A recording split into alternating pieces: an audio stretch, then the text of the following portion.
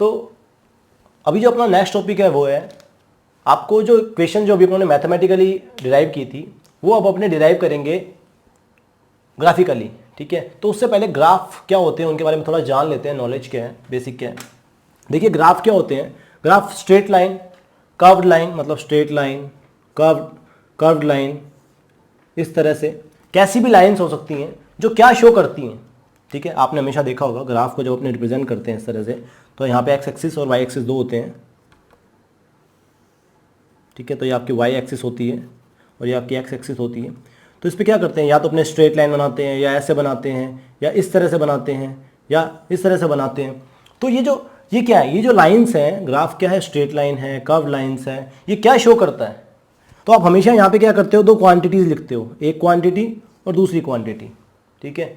और ये दोनों क्वांटिटीज़ कौन सी होती हैं, वेरिएबल होती हैं। वेरिएबल मतलब चेंज होती रहती है, ठीक है। तो दो वेरिएबल क्वांटिटीज़ के बीच में रिलेशन को शो करता है ये by showing by straight line, curve lines, ठीक है।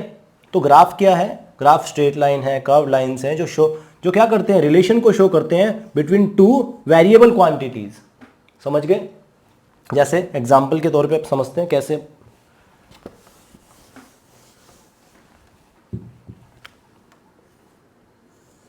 जैसे एग्जांपल चालू करते हैं, सबसे पहला चालू करते हैं, ठीक है। अभी अपने दो क्वांटिटीज लेते हैं, डिस्टेंस और टाइम। तो पहला अपना जो ग्राफ है वो है डिस्टेंस टाइम ग्राफ, ठीक है। तो यहां पे आपका ले लेते हैं डिस्टेंस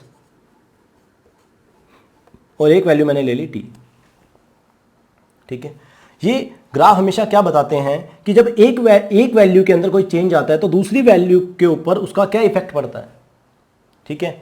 देखो y एक्सिस ये, x एक्सिस ये, तो t ले लिया। अब यहां से जब स्टार्ट हुआ ग्राफ तो मान लो मैंने इस तरह से बना दिया। अब ये ग्राफ क्या है, कहने का मतलब इस पॉइंट के ऊपर जैसे मान लो 1 2 3 4 5 टाइम दे दिया आपको 1 2, ये आपका डिस्टेंस हो गया इन मीटर्स, ठीक है। तो क्या बताओगे आप कि सर 1 सेकंड में इस पर्सन ने एक मीटर डिस्टेंस ट्रेवल किया है। मीटर में ये ले लो, सेकंड्स में आपने टाइम ले लिया, तो 1 सेकंड में 1 मीटर डिस्टेंस ट्रेवल किया। 2 सेकंड में इसने 2 किया और 3 के अंदर इसने 3 किया। तो अब ऐसे तो बताओगे। तो ये क्या हुआ, इसका मतलब ये जो स्लोप जो है, ये जो स्लोप है ये आपको किसकी वैल्यू बता रहा है, बताइए। डिस्टेंस भी दे रहा है और टाइम भी दे रहा है। और डिस्टेंस बाय टाइम क्या होता है आपको पता है, डिस्टेंस बाय टाइम होता है स्पीड। तो कहने का मतलब क्या हुआ, डिस्टेंस और टाइम का जो स्लोप होता है वो हमें स्पीड बताता है। क्यों, क्योंकि स्लोप को आप क्या लिखोगे, स्लोप इज इक्वल टू आप y एक्सिस पे जो वैल्यू ले रहे हो वो अपॉन में x एक्सिस पे जो वैल्यू ले रहे हो वो, आप ऐसे ले सकते हो सिंपल समझने के लिए। तो x एक्सिस y एक्सिस पे क्या लिया, डिस्टेंस, ठीक है, और x एक्सिस पे क्या लेते हैं, टाइम। तो distance by time is equal to speed होता है भाई, ठीक है। तो डिस्टेंस टाइम जो ग्राफ होते हैं वो स्पीड बताते हैं। अगर यहां पे मैं डिस्प्लेसमेंट कर दूं तो डिस्प्लेसमेंट टाइम ग्राफ अपने को क्या बताएंगे, वही सेम डिस्प्लेसमेंट बाय टाइम क्या होता है, वेलोसिटी, तो वो वेलोसिटी को बताएंगे। समझ गए। चलिए ऐसे ही नेक्स्ट करते हैं। तो डिस्टेंस या डिस्प्लेसमेंट बाय जो टाइम ग्राफ होते हैं वो हमें स्पीड और वेलोसिटी बताते हैं। और जो सेकंड ग्राफ है वो है अपना स्पीड टाइम ग्राफ। अब स्पीड टाइम ग्राफ क्या होता है, यहां पे क्या कर दोगे आप, स्पीड कर दो, ठीक है, या वेलोसिटी कर दो और यहां पे टाइम कर दो। अब वेलोसिटी और टाइम कहने का मतलब 1 सेकंड में 1 था, 2 सेकंड में 2 हो गए। अब आप क्या करोगे यहां पे,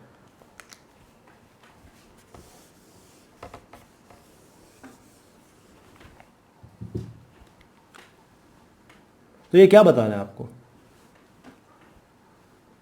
1 सेकंड में 1, फिर नेक्स्ट सेकंड में भी 1। इसका मतलब ये यूनिफॉर्म एक्सेलरेशन बता रहा है अपने को, क्योंकि स्पीड बता रहा है और टाइम बता रहा है। स्पीड में कोई चेंज आ नहीं रहा पर्टिकुलर गिवन टाइम के अंदर। ये देखो अगर मान लो इन दो टाइम के बीच की बात करूं तो देखो 1 सेकंड के अंदर क्या हो रहा है, सिर्फ 1 ही बढ़ा, अगले वाले के अंदर भी सिर्फ 1 ही बढ़ा मीटर, और अगले वाले में भी 1 ही मीटर पर सेकंड स्पीड बढ़ी।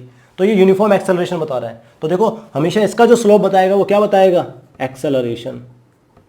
ये लिख देते हैं, स्पीड टाइम ग्राफ जो होगा वो क्या बताएगा, एक्सेलरेशन को बताता है, ध्यान रहेगा, ठीक है। इसी तरह से अपने को क्वेश्चंस करने हैं, राइट। और अगर मान लो कभी भी किसी भी क्वेश्चन में आपको डिस्टेंस फाइंड करना हो तो आप उस पर्टिकुलर जो आपको जो गिवन है उसका एरिया फाइंड कर सकते हो। एरिया जब इसका आप फाइंड करोगे तो आपको क्या मिल जाएगा, डिस्टेंस मिल जाएगा, ठीक है।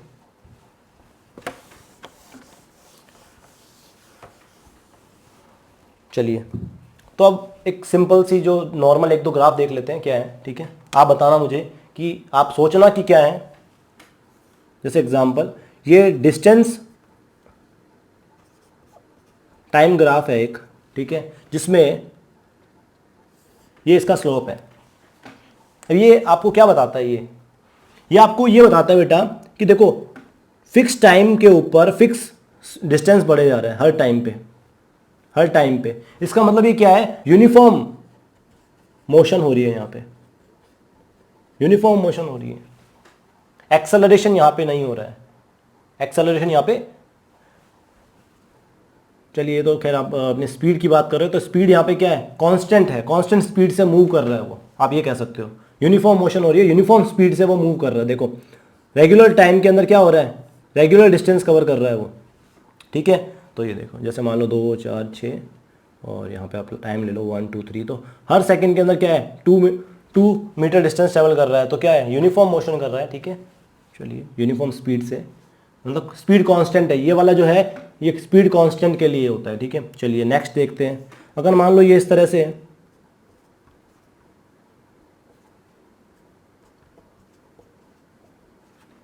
ये टाइम है आपका और ये डिस्टेंस है आपका। आप बताइए ये जो ग्राफ है, स्ट्रेट लाइन जो है, ये क्या बताएगा, इस तरह से जो स्ट्रेट लाइन है, आप देखो टाइम 1 सेकंड था तो भी बंदा 4 पे है, ऑब्जेक्ट जो है वो 4 मीटर पे है, 2 सेकंड पे भी 4 मीटर पे है, 3 सेकंड पे भी 4 मीटर पे और 4 सेकंड पे भी 4 मीटर पे है। इसका मतलब डिस्टेंस नहीं बढ़ रहा, टाइम बढ़े जा रहा है। इसका मतलब ऑब्जेक्ट क्या है, रेस्ट पे है कि नहीं है, रेस्ट पे। तो इस तरह से करना है, ठीक है। चलिए अब मान लो एक्सेलरेशन हो रहा है तो इस तरह से ऑब्जेक्ट बन सकता है क्या, कि यहाँ पे डिस्टेंस है, पहले डिस्टेंस कम ट्रैवल हो रहा था, टाइम बढ़ रहा था, लेकिन बाद में जो स्पीड काफ़ी बढ़ गई तो कुछ टाइम के बाद में एक्सेलरेट होके गाड़ी काफ़ी खींच। तो ये अलग अलग क्या है जो ग्राफ्स हैं, बाद में अपने सीख लेंगे, क्वेश्चंस के अकॉर्डिंग कर लेंगे इनको, ठीक है। तो अभी आपको ग्राफ का ओवरऑल आइडिया मिल गया। अब अपने को यहाँ पे जो काम में लेना है वो ग्राफ आएगा वेलोसिटी टाइम ग्राफ, ठीक है, एक्सेलरेशन फाइंड करने के लिए। क्लियर। तो इसीलिए ग्राफ थोड़ा सा बताया था मैंने आपको, क्योंकि यहाँ इक्वेशंस में काम आएगा अपने।